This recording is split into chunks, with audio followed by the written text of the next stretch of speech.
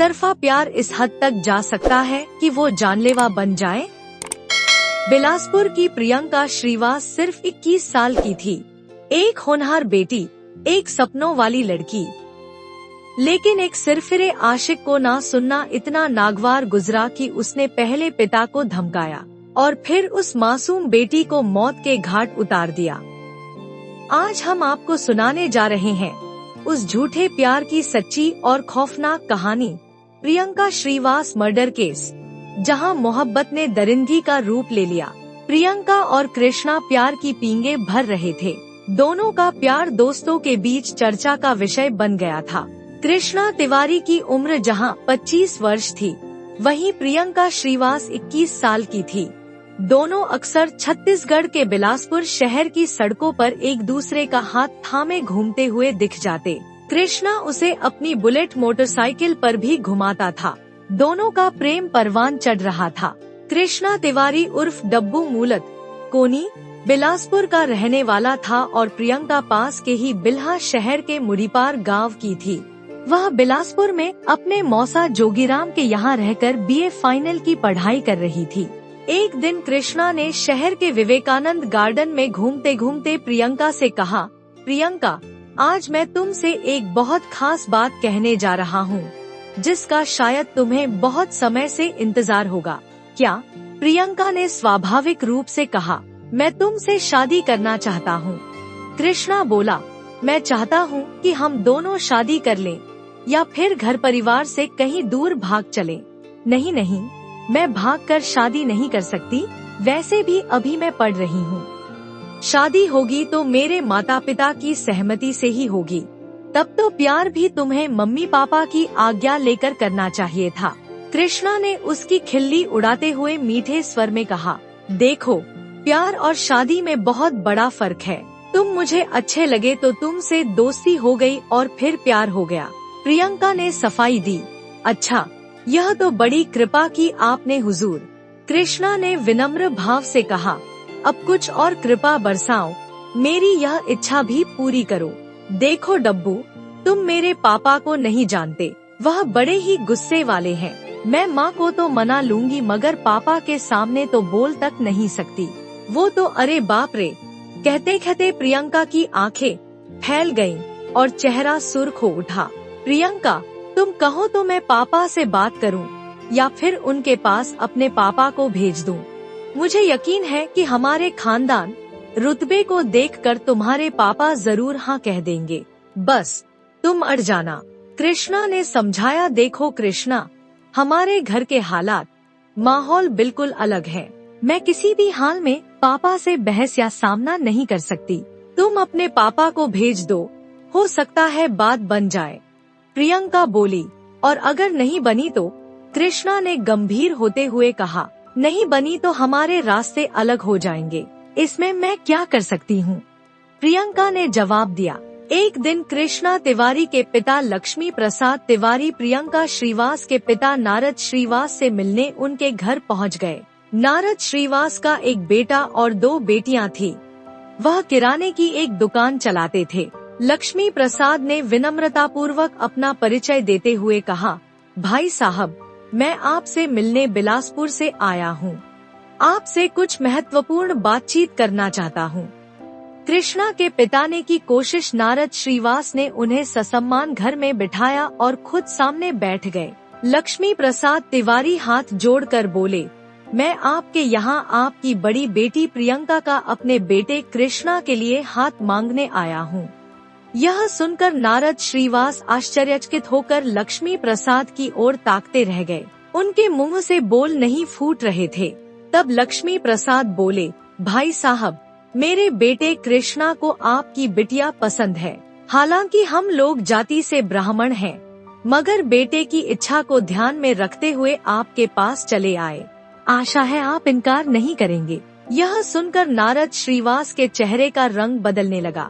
उन्होंने लक्ष्मी प्रसाद से कहा, देखो तिवारी जी, आप मेरे घर आए हैं, ठीक है, मगर मैं अपनी बिटिया का हाथ किसी गैर जातीय लड़के को नहीं दे सकता। मगर भाई साहब, अब समय बदल गया है। मेरा आग्रह है कि आप घर में चर्चा कर लें।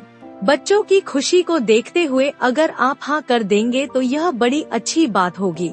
लक्ष्मी प्रसाद ने सलाह दी। देखिए पंडित जी, मैं समाज के बाहर बिल्कुल नहीं जा सकता। फिर प्रियंका के लिए मेरे पास एक रिश्ता आ चुका है। वे लोग प्रियंका को पसंद कर चुके हैं। मैं हाथ जोड़ता हूँ, आप जा सकते हैं। नारद श्रीवास ने विनम्रता से कहा तो लक्ष्मी प्रसाद तिवारी अपने घर लौट गए। घर लौटकर उन्होंने जब बात न बनने की जानकारी दी तो कृष्णा को गहरा धक्का लगा। अगले दिन कृष्णा ने अपनी बुलेट निकाली और नारद श्रीवास की दुकान पर पहुंच गया। उस समय नारद ग्राहकों को सामान दे रहे थे। दुकान के बाहर खड़ा कृष्णा नारद श्रीवास को घूर घूर कर देख रहा था।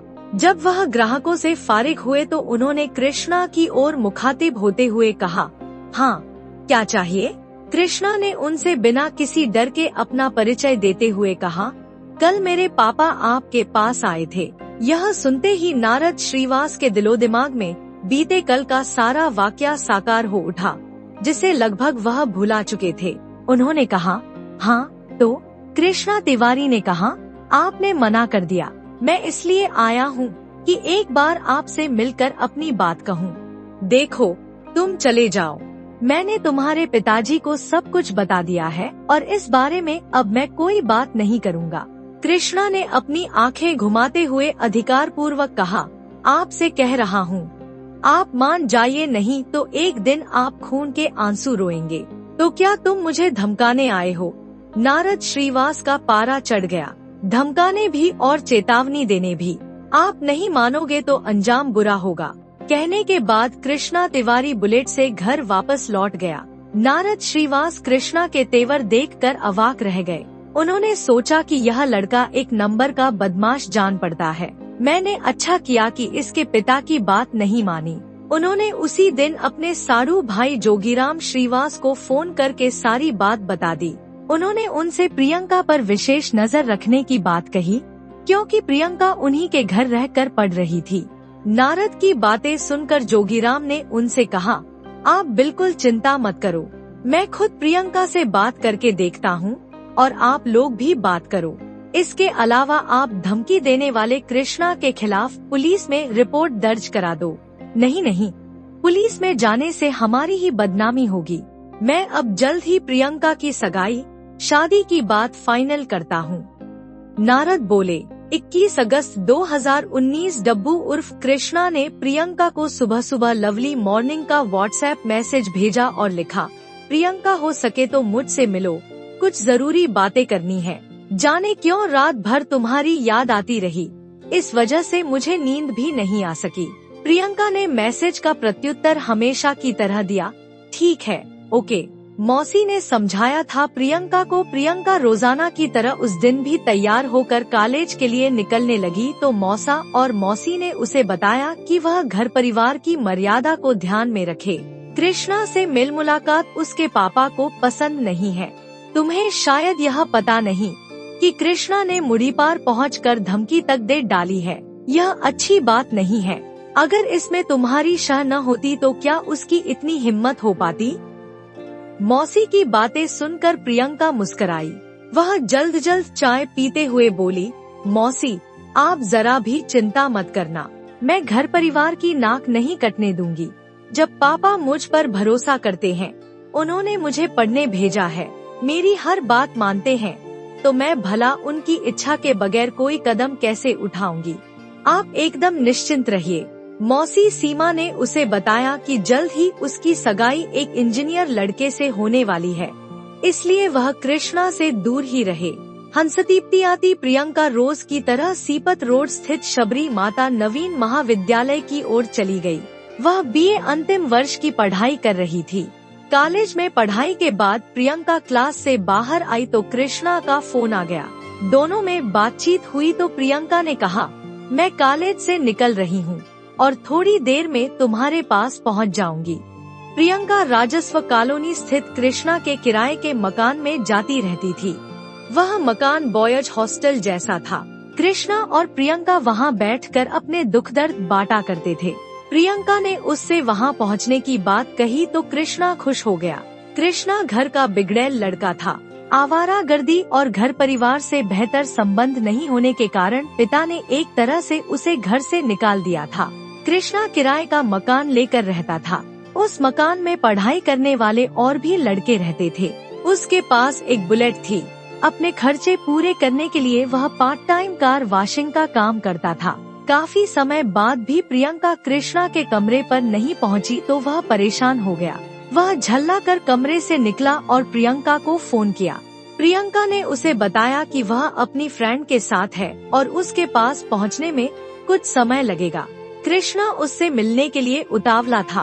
काफी देर बाद भी जब वह नहीं पहुंची तो उसने प्रियंका को फिर फोन किया। प्रियंका बोली, आ रही हूँ यार, मैं अशोक नगर पहुँच चुकी हूँ। इस पर कृष्णा ने झल्ला कर कहा, मैं वहीं आ रहा हूँ, तुम रुको, मैं पास में ही हूँ। कृष्णा थोड़ी ही देर में अशोक नगर जा पहुँचा। प्रियंका वहाँ 2 सहेलियों के साथ खड़ी थी। प्रियंका की बातों से कृष्णा को लगा कि आज उसका रंग कुछ बदला सा है, मगर उसने धैर्य से काम लिया। प्रियंका को देख वह स्वाभाविक रूप से मुस्कुराते हुए बोला, प्रियंका, तुम मुझे मार डालोगी क्या? तुमसे मिलने के लिए सुबह से बेताब हूँ और तुम कह रही हो कि आ रही हूँ, तो क्या कॉलेज भी न जाऊं? पढ़ाई छोड़ दूं, जिसके लिए मैं गांव से यहाँ आई हूँ? प्रियंका ने तल्ख स्वर में कहा, मैं ऐसा कहाँ कह रहा हूँ, मगर कॉलेज से सीधे आना था। 2 घंटे हो गए तुम्हारा इंतजार करते हुए। कम से कम मेरी हालत पर तो तरस खाना चाहिए तुम्हें, और तुम्हें मेरे घर जाकर हंगामा करना चाहिए। पापा से क्या कहा है तुमने? तुम ऐसा कैसे कह सकते हो? प्रियंका ने रोष भरे स्वर में कहा। प्रियंका को गुस्से में देखकर कृष्णा को भी गुस्सा आ गया। दोनों की अशोक नगर चौक पर ही नोकझोंक होने लगी, जिससे वहां लोगों का हुजूम जमा हो गया। तभी एक स्थानीय नेता प्रशांत तिवारी, जो कृष्णा और प्रियंका से वाकिफ थे, वहां पहुंचे और उन्होंने दोनों को समझा बुझा कर शांत कराया। कृष्णा प्रियंका को ले आया अपने कमरे पर। दोनों शांत हो गए। कृष्णा ने प्रियंका को बुलेट पर बिठाया और अपने कमरे की ओर चल दिया। रास्ते में दोनों ही सामान्य रहे। अपने कमरे पर पहुंचकर कृष्णा ने कहा, प्रियंका, अब दिमाग शांत करो, मैं तुम्हारे लिए बढ़िया चाय बनाता हूँ। यह सुनकर प्रियंका मुस्कुराई, यार, मुझे भूख लग रही है और तुम बस चाय बना रहे हो। इसके बाद कृष्णा पास के एक होटल से नाश्ता ले आया। दोनों प्रेम भाव से बातचीत करते करते कब फिर से तनाव में आ गए, पता ही नहीं चला। कृष्णा ने कहा, तुम मुझसे शादी करोगी कि नहीं? आज मुझे साफ साफ बता दो। प्रियंका ने स्पष्ट शब्दों में कहा, नहीं, मैं शादी घर वालों की मर्जी से ही करूँगी। हत्या कर कृष्णा हो गया फरार। दोनों में बहस होने लगी। उसी दौरान बात बढ़ने पर कृष्णा ने चाकू निकाला और प्रियंका पर कई वार कर उसे गंभीर रूप से घायल कर दिया। खून से लथपथ प्रियंका को मरणासन्न छोड़कर वह वहां से भाग खड़ा हुआ। घायल प्रियंका कराहती रही और वहीं बेहोश हो गई। हॉस्टल के राकेश वर्मा नाम के एक लड़के ने प्रियंका के कराने की आवाज सुनी तो वह कमरे में आ गया। उसने गंभीर रूप से घायल प्रियंका को बिस्तर पर पड़े देखा तो तुरंत स्थानीय सरकंडा थाने में फोन करके यह जानकारी थाना प्रभारी जयप्रकाश गुप्ता को दे दी।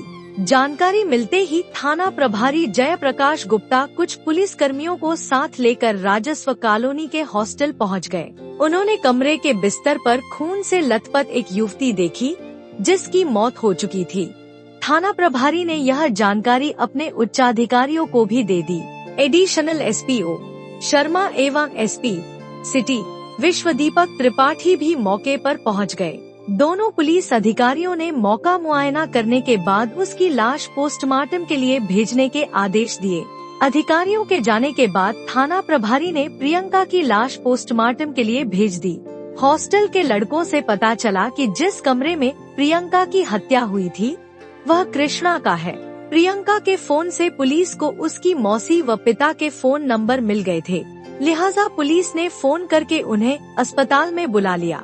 प्रियंका के मौसा मौसी और माता पिता ने अस्पताल पहुंचकर लाश की शिनाख्त प्रियंका के रूप में कर दी। उन्होंने हत्या का आरोप बिलासपुर निवासी कृष्णा उर्फ डब्बू पर लगाया।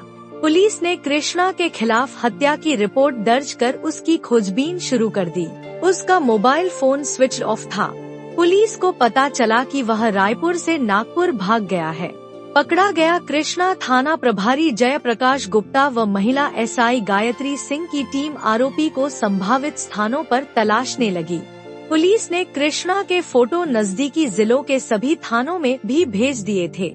सरकंडा से करीब 25 किलोमीटर दूर स्थित मुंगेली जिले के थाना सरगांव के एक सिपाही को 23 अगस्त 2019 को कृष्णा तिवारी सरगांव चौक पर दिख गया। उस सिपाही का गांव आरोपी कृष्णा तिवारी के गांव के नजदीक ही था, इसलिए सिपाही को यह जानकारी थी कि कृष्णा मर्डर का आरोपी है और पुलिस से छिपा घूम रहा है। लिहाजा वह सिपाही कृष्णा तिवारी को हिरासत में लेकर थाना सरगांव ले आया। सरगांव पुलिस ने कृष्णा तिवारी को गिरफ्तार करने की जानकारी सरकंडा के थाना प्रभारी जयप्रकाश गुप्ता को दे दी। उसी शाम सरकंडा थाना प्रभारी कृष्णा तिवारी को सरगांव से सरकंडा ले आए। उससे पूछताछ की गई तो उसने प्रियंका की हत्या करने का अपराध स्वीकार कर लिया। उसकी निशानदेही पर पुलिस ने घटनास्थल से एक चाकू भी बरामद किया, जो 3 टुकड़ों में था। कृष्णा ने बताया कि हत्या करने के बाद वह बुलेट से सीधा रेलवे स्टेशन की तरफ गया। उस समय उसके कपड़ों पर खून के धब्बे लगे थे। उसके पास पैसे भी नहीं थे। स्टेशन के पास अनुराग मानिकपुरी नाम के दोस्त से उसने 500 रुपए उधार लिए और रायपुर की तरफ निकल गया। कृष्णा तिवारी उर्फ दब्बू से पूछताछ कर पुलिस ने उसे 24 अगस्त 2019 को मुख्य न्यायिक दंडाधिकारी बिलासपुर के समक्ष पेश किया, जहां से उसे जेल भेज दिया गया। प्रियंका के सपने अधूरे रह गए। उसकी गलती सिर्फ इतनी थी कि उसने ना कहा और एक सिरफिरे ने उसे हमेशा के लिए खामोश कर दिया। सवाल यह है कि आज के समाज में बेटियों की ना को क्यों नहीं समझा जाता? कब तक ऐसे दरिंदे खुलेआम घूमते रहेंगे और कानून का डर खत्म होता जाएगा? क्या प्रियंका को इंसाफ मिलेगा? आपकी राय क्या है? कमेंट में जरूर बताएं। और ऐसे ही सच्चे और चौंकाने वाले क्राइम केस जानने के लिए हमारे चैनल को लाइक और सब्सक्राइब करना ना भूलें।